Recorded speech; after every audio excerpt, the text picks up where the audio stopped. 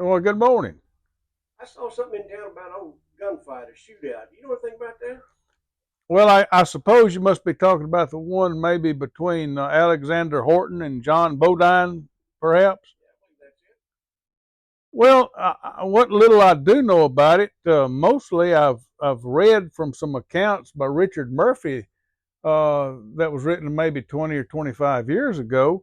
That looks like that might have been the best account, and from what I recall, uh, John Bodine and Alexander Horton got into a dispute over a property line boundary. And you have to remember that both these men were well respected in the community. They came here probably around in the 1820s, probably around 1824 or so. They had both held different political offices in that time. But what happened is, as I understand it, John Bodine had about 2,200 acres that he had legal title to a couple of miles north of town on what's now Highway 147 up toward the Bland Lake area. And Alexander Horton had property that was back a little farther south, closer to St. Augustine.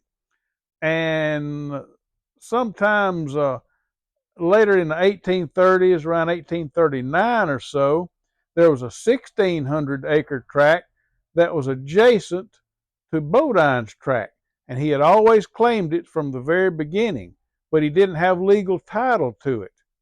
And so, after the Republic, in the Republic days, around 1839, there was a portion of property that came up for sale at a sheriff's sale, and Alexander Horton purchased it.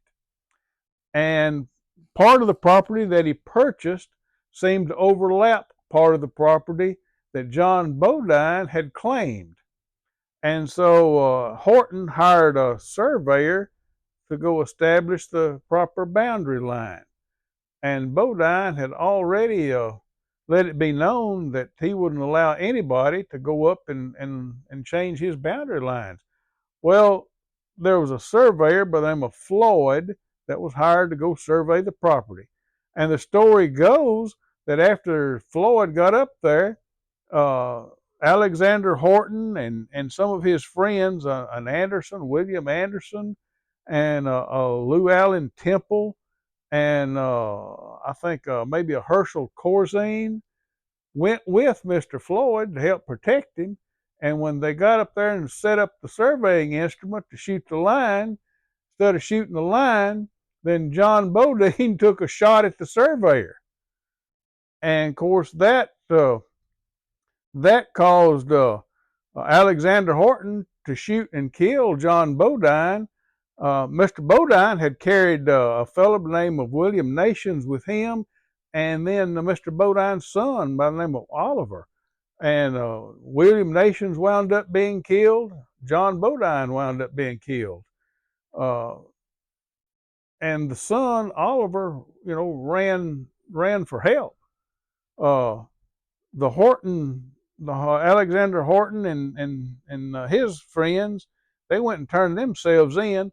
The next year in 1840, so I recall, there was a trial that was held, and they were found innocent uh, because of self-defense. In other words, they were found innocent, not guilty, because of self-defense. And but down through the years, the Horton descendants and the Bodine descendants all still live around here in St. Augustine, and years past, from time to time, they even intermarried. The guy that wrote about all this later on, Richard Murphy, he was actually a descendant of both sides. His grandfather was a descendant of Alexander Horton. His grandmother was a descendant of John Bodine. And so there are still a lot of those descendants around town. And used to, they would sometimes get in a quite lively discussion about, who killed who and for what reason and who was at fault.